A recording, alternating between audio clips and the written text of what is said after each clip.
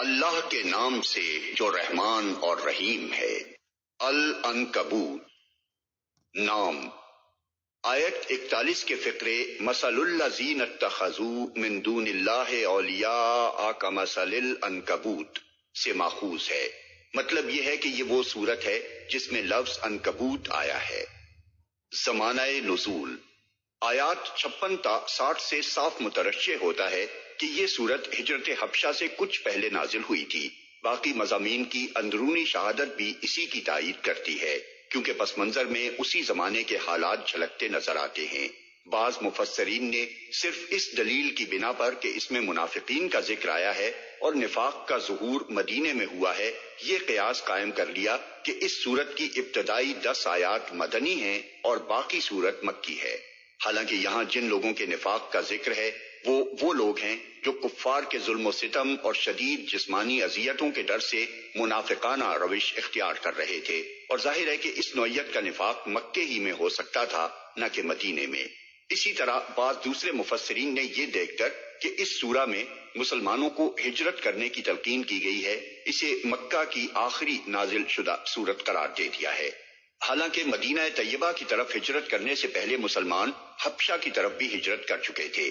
یہ تمام قیاسات دراصل کسی روایت پر مبنی نہیں ہیں، بلکہ صرف مضامین کی اندرونی شہادت پر ان کی بنا رکھی گئی ہے، اور یہ اندرونی شہادت اگر پوری سورت کے مضامین پر بحیثیت مجموعی نگاہ ڈالی جائے مکے کے آخری دور کی نہیں، بلکہ اس دور کے حالات کی نشاندہی کرتی ہے جس میں ہجرت حبشہ واقع ہوئی تھی۔ موضوع و مضمون۔ سورت کو پڑھتے ہوئے محسوس ہوتا ہے کہ اس کے نزول کا زمانہ مکہ معظمہ میں مسلمانوں پر بڑے مصائب و شدائد کا زمانہ تھا۔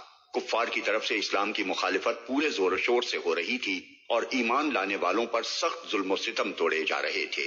ان حالات میں اللہ تعالیٰ نے یہ سورت ایک طرف صادق الایمان لوگوں میں عزم و ہمت اور استقامت پیدا کرنے کے لیے اور دوسری طرف ضعیف الایمان لوگوں کو شرم دلانے کے لیے نازل فرمائی۔ اس کے ساتھ کفار مکہ کو بھی اس میں سخت تحدید کی گئی کہ اپنے حق میں اس انجام کو دعوت نہ دیں جو عداوت حق کا طریقہ اختیار کرنے والے ہر زمانے میں دیکھتے رہے ہیں۔ اس سلسلے میں ان سوالات کا جواب بھی دیا گیا ہے جو بعض نوجوانوں کو اس وقت پیش آ رہے تھے، مثلا ان کے والدین ان پر زور ڈالتے تھے کہ تم محمد صلی اللہ علیہ وسلم کا ساتھ چھوڑ دو اور ہمارے دین پر قائم رہو۔ جس قرآن پر تم ایمان لائے ہو اس میں بھی تو یہی لکھا ہے کہ ماں باپ کا حق سب سے زیادہ ہے، تو ہم جو کچھ کہتے ہیں اسے مانو، ورنہ تم خود اپنے ہی ایمان کے خلاف کام کرو گے۔ اس کا جواب آیت 8 میں دیا گیا ہے۔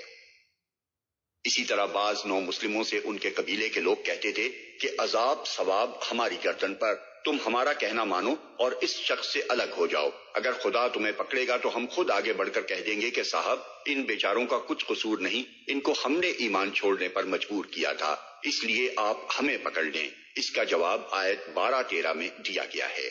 جو قصے اس سورے میں بیان کیے گئے ہیں ان میں بھی زیادہ تر یہی پہلو نمایاں ہے کہ پچھلے انبیاء کو دیکھو، کیسی کیسی سختیاں ان پر گزریں اور کتنی کتنی مدت وہ ستائے گئے، پھر آخر کار اللہ تعالیٰ کی طرف سے ان کی مدد ہوئی۔